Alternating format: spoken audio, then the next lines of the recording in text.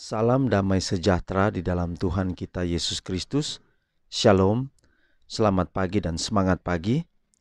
Jumpa kembali dalam renungan pagi kita untuk hari ini, Senin 9 Januari tahun 2023. Dan pekabaran firman Tuhan kita di pagi ini dengan judul Berbelas Kasihan. Sebelum kita lanjutkan, mari berdoa. Bapa di surga, terima kasih atas kebaikan-Mu dalam kehidupan kami sampai pada saat ini. Teristimewa sepanjang malam kami beristirahat, kami boleh bangun di pagi ini dengan penuh syukur. Kami akan mendengarkan pekabaran firman Tuhan. Biarlah firman-Mu boleh menjadi berkat dalam hidup kami dan dapat mengubah hidup kami, bahkan menuntun kami berada di dalam jalan-jalan-Mu yang kudus untuk hidup setia kepadamu. Terima kasih Engkau dengar doa kami. Dalam nama Yesus kami telah berdoa. Amin. Sekali lagi, renungan pagi kita di pagi ini dengan judul Berbelas Kasihan.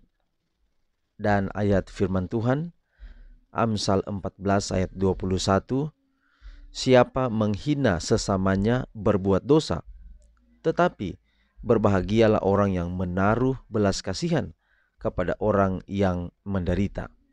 Sekali lagi, siapa menghina sesamanya berbuat dosa, tetapi berbahagialah orang yang menaruh belas kasihan kepada orang yang menderita. Amsal 14 ayat 21. Karena orang-orang miskin selalu ada padamu, Kristus berkata, dan kamu dapat menolong mereka bila mana kamu menghendakinya. Dengan menempatkan orang-orang miskin dan yang tidak berdaya di antara mereka untuk menjadi tanggung jawab mereka, Kristus menguji orang-orang yang mengaku sebagai pengikutnya. Dengan kasih sayang dan pelayanan kita terhadap anak-anaknya yang berkekurangan, kita membuktikan ketulusan kasih kita kepadanya. Mengabaikan mereka berarti menyatakan diri kita sebagai murid-murid yang palsu, orang asing bagi Kristus dan bagi kasih-Nya. Yesus berusaha memperbaiki standar dunia yang palsu dalam menilai manusia. Ia mengambil tempat bersama orang miskin agar ia dapat mengangkat dari kemiskinan noda yang dunia telah mencapnya. Ia telah membuang daripadanya cemooh untuk selama-lamanya dengan memberkati kaum miskin, yakni para pewaris kerajaan Allah. Ia tinggal di antara rakyat jelata. Ia menganggap tidak ada garis pemisah antara golongan masyarakat. Ia tidak memedulikan garis keturunan, ningrat, kekayaan, bakat, pengetahuan atau derajat. Ia makan bersama pemungut cukai dan orang-orang berdosa, bergaul dengan rakyat jelata, bukan supaya menjadi rendah dan duniawi bersama mereka, tetapi dengan ajaran dan keteladanan hidup, ia mengajarkan prinsip-prinsip yang benar kepada mereka dan mengangkat mereka dari keduniawian dan kemerosotan. Bila engkau membuka pintumu terhadap orang-orang yang berkekurangan dan menderita, engkau sedang menyambut malaikat-malaikat yang tidak kelihatan. Engkau mengundang persahabatan dengan makhluk-makhluk surga. Mereka membawa suatu suasana kegembiraan dan damai yang suci. Mereka datang dengan puji-pujian pada bibir mereka dan suatu lagu sambutan terdengar di surga. Setiap perbuatan kemurahan menjelma menjadi musik di sana. Bapa dari tahtanya menghitung para pekerja yang tidak mementingkan diri di antara hartanya yang paling berharga.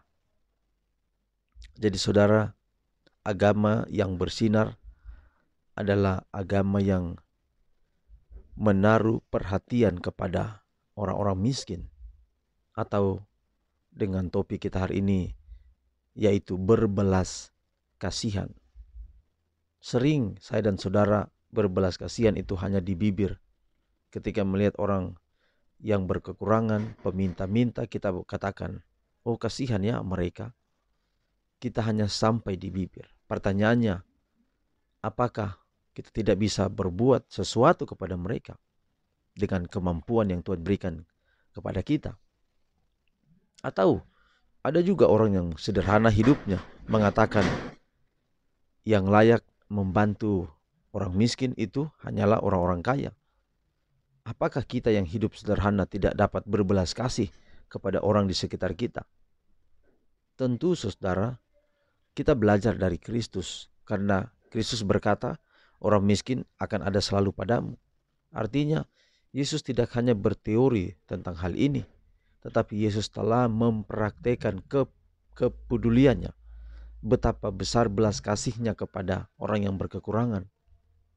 Jadi, kalau Yesus mencontohkan, meneladani berbelas kasih, bagaimana dengan saya dan saudara-saudara? Saya punya kesaksian seorang bapak. Dia bukan seiman dengan saya. Dia bahkan bisa dibilang pemeluk agama Buddha. Tetapi ada satu kebiasaan yang dia pupuk dalam hidupnya. Setiap pagi ketika dia pergi bekerja, dia akan membawa sesuatu. Apakah itu buah, apakah itu roti, atau makanan yang langsung siap disantap, yang bisa digenggam kemudian dimakan. Ini selain nasi, kemudian ya, yang sejenisnya. Tapi ini buah, kemudian roti atau permen.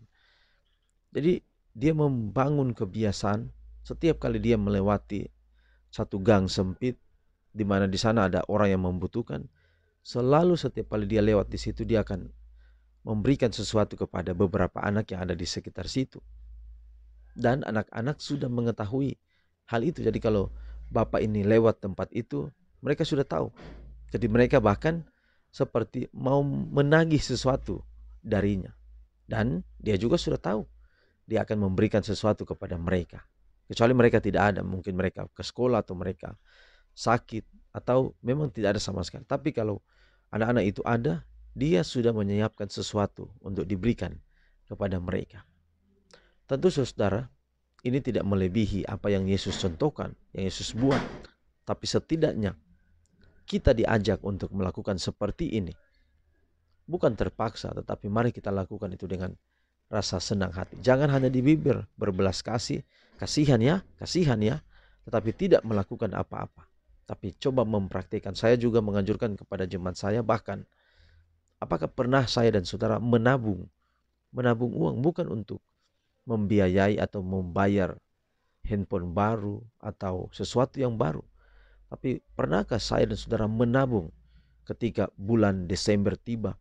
Kita buka celengan, kita buka tabungan atau ambil tabungan itu, lalu kemudian menyediakan sesuatu bagi orang yang membutuhkan. Pernahkah demikian? Mari hari ini panggilan kepada kita untuk berbelas kasihan tidak hanya di bibir, tetapi di dalam tindak tanduk kita. Tuhan berkati pekabaran pagi ini jadi berkat dalam hidup kita semua. Mari kita akhiri dalam doa, mari berdoa. Bapa di sorga, terima kasih atas semua kebaikan-Mu dalam hidup kami. Kami bersyukur Tuhan untuk pekabaran yang indah di pagi ini. Biarlah dapat menjadi berkat dalam hidup kami. Mampukan kami mempraktekkan pekabaran ini. Berkatilah kami sepanjang hari ini di dalam semua tanggung jawab kami. Kami boleh berhasil karena Engkau saja. Berkati rumah tangga kami, anak-anak kami, istri, suami kami. Setiap rencana hidup kami pertaruhkan dalam tangan Tuhan.